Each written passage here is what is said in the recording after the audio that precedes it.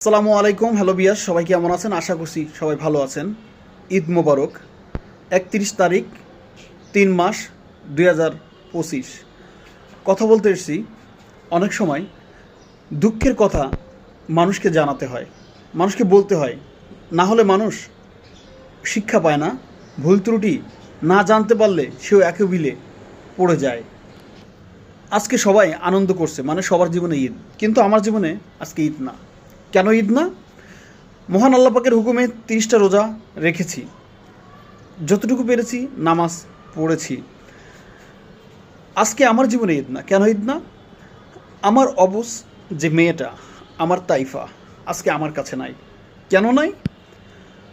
কিছু নরপশু নামে কিছু নরপশু নামে নারী জাতি আছে, কিছু নরপশু নামে শাশুড়িরা আছে, যারা মেয়েকে দিয়ে ইজ্জতের ব্যবসা করে খায়, স্বামীর সংসার থেকে নষ্ট করে, তাদেরকে কিছু টাকা পয়সা মেয়ের হাতে ম্যানেজ করতে বলে, চাকরি বাকরি করে স্বামীর কাছ থেকে টাকা পয়সা হাতিয়ে নিয়ে যেন বাকি জীবন সেই মা এবং তার 14 গোষ্ঠী খেতে পারে, সেই পরামর্শ দিয়ে থাকে। কিছু নারী আছে পাশে ভাড়া থাকে, তারা যখন স্বামীর কিছু ভালো মন্দ তাদের সহ্য হয় না, তখন কি করে? সংসার ভাঙা বুদ্ধি দেয়। তুই কেন এই স্বামীর ঘাড় করবি? তুই কেন এগুলো করতে যাবি? তুই তোর মধ্যে এক এক চাকরি করে খেলে ভালো থাকবি। এই পরামর্শগুলো, এইসব কুপরামর্শগুলো স্বামীর কাছ থেকে আলাদা করার জন্যে পাশের মহিলারাও দিয়ে থাকেন। এবং তার মেয়ের যে মা, সে সব সময় কখনো মেয়েকে কান ভাঙানি দিয়ে জামার কাছ থেকে দূরে সরানোর চেষ্টা করেন, ভালো বুদ্ধি দেন না। আপনি একটু বিবেক দিয়ে ভাবেন তো, যে একটি নারীর স্বামী থেকে দূরে সরিয়ে দিচ্ছে, স্বামী যত খারাপ হোক, স্ত্রী যদি ধৈর্য ধরে থাকে, স্ত্রী যদি সহনশীল হয়ে থাকে, আল্লাহর উপরে তাওয়াক্কুল করে, কখনো ওই সংসার, স্বামী যত খারাপ হোক, একদিন না একদিন সে ফিরে আসবে।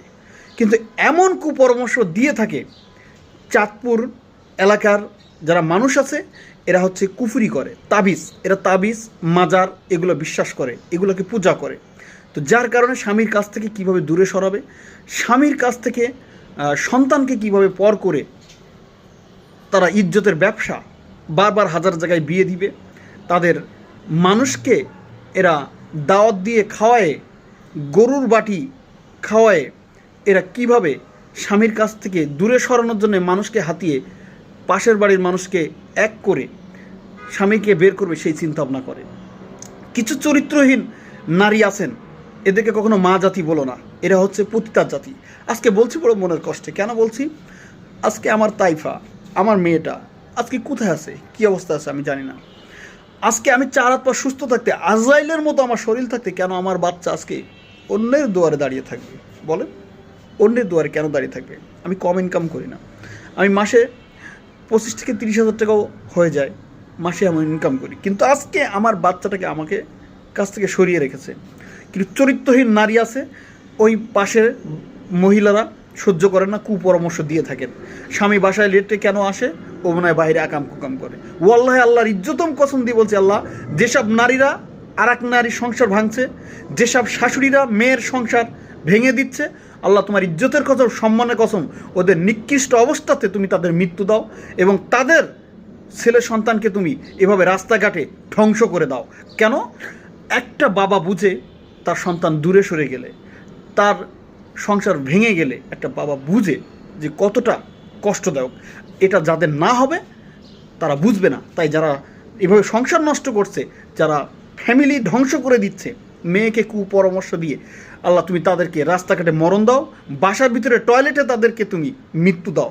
আজকে ঈদের দিন তোমার ইজ্জতের কসম, তোমার সম্মানের কসম, আল্লাহ, আমার যদি কোনো পাপ থাকে, আল্লাহ, আমার যদি কোনো ভুল থাকে, সংসারের প্রতি আমার যদি কোনো হিংস্র ভেঙে সংসার ভেঙে চলে যাবো এমন নীতি যদি থেকে থাকে, আল্লাহ তুমি আমাকেও ধ্বংস করে দাও। যারা যারা করবেন তাদেরকে বলবো, প্রতিটা পুরুষ ছেলেকে, যে নারীকে বিয়ে করছেন তার মাকে আগে দেখবেন, তার মায়ের চরিত্র কি, তার মায়ের চরিত্রটা কি ভালোভাবে জানবেন, গোপনে জানবেন। যদি ওই মহিলার আগের ঘরের 4-5টা সন্তান থাকে, পরবর্তীতে আবার বিয়ে করেছে, কখনো এই নারীর মহিলাকে, এই নারীর মেয়েকে, সন্তানকে বিয়ে করবেন না। ও 2 দিন পরে আপনাকে ফেলে রেখে চলে যাবেই যাবে, কারণ রক্তের টান, শিকড়ের টান কখনো বিপরীত হতে পারে না। যে পুরুষ মানুষ যত খারাপ হোক, বাইরে একাম কুকাম করবে প্রয়োজনে, কিন্তু সংসার নষ্ট করবে না। সে বাইরে যা পারে করুক, ঘরকে ঠিক রেখে দিবে। আর নারী যদি চরিত্রহীন হয়ে যায়, নারী যদি ব্যবসায়ী হয়ে যায়, ইজ্জতের ব্যবসায়ী হয়ে যায়, সে কী করবে জানেন? চার পাঁচটা বাচ্চা কাচ্চা ফেলে রেখে আর এক পুরুষের হাত ধরে চলে যাবে। পরক্রিয়া করার কারণে নারী সন্তানকে জবাই করেছে, স্বামীকে হত্যা করেছে। এই নারীকে যখন ঘরের বউ করবেন, অবশ্যই নিশ্চয়ই বারবার খোঁজ নেবেন।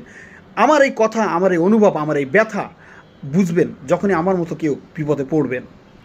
আর মানুষের কাছে, এলাকার মানুষের কাছে কখনো বিচার চাইবেন না, এই বিচার করবে না। নারীকে ইজ্জত ভক্ষণ করার জন্য এই বিচারকরা সবসময় নারীদের পক্ষেই সাপোর্ট দেয়। পুরুষের বিচার কখনো সঠিক করে না। বিচার করবেন আল্লাহর কাছে, বিচার দিবেন আল্লাহর কাছে, তাওয়াক্কুল করবেন আল্লাহর কাছে। আল্লাহর গজব আসবে ওদের উপরে। নারীর হাজারো অন্যায় অপরাধ দেখার পরও আমরা পুরুষকেই শাসাই। কেন? ওই যে নারীর ইজ্জতটা ভক্ষণ করতে পারবো যে। আজকে যারা আমার সংসার নষ্ট করেছে, যে নারী আমার জীবনটাকে নরকের কারখানা তৈরি করেছে, আল্লাহ যারাই আমার কুপরামর্শ দিয়ে আমার সংসার নষ্ট করেছে, তোমার ইজ্জতের কসম, পবিত্র মাহে রমজানের কসম, আল্লাহ তোমার জান্নাত জাহান্নাম, আখিরি নবীর কসম, আমার হায়াত তুমি নিয়ে নাও, তবু যারা এই সংসার নষ্ট করেছে তাদেরকে তুমি নিকৃষ্ট গজব দিয়ে তুমি ধ্বংস করে দাও। আজকে আমি ঘর ছাড়তে বাধ্য হয়েছি পুরুষ নির্যাতিতর কারণে, কারণ সবই ছিল ওর জাতি গোষ্ঠী, আমি সেখানে একা। এক নারী কখনো অপর নারীর সাথে যখনই তরকারি বাড়ি আদান প্রদান করবে, খাসখুস কথা বলবে, মনে রাখবেন কখনো তারা ভালো যুক্তি দেয় না, স্বামীর কাছ থেকে ধ্বংস করার জন্যে তাকে সেই পরামর্শই দিয়ে থাকে। এই দুনিয়ার মানুষ কখনো সঠিক বিচার করে না। নারীদের ইজ্জত ভক্ষণ করে বিচার করবে, না হলে মাল খেয়ে তারা বিচার করার ধান্দা। তাই আল্লাহর কাছে বিচার দাও, মানুষের কাছে না।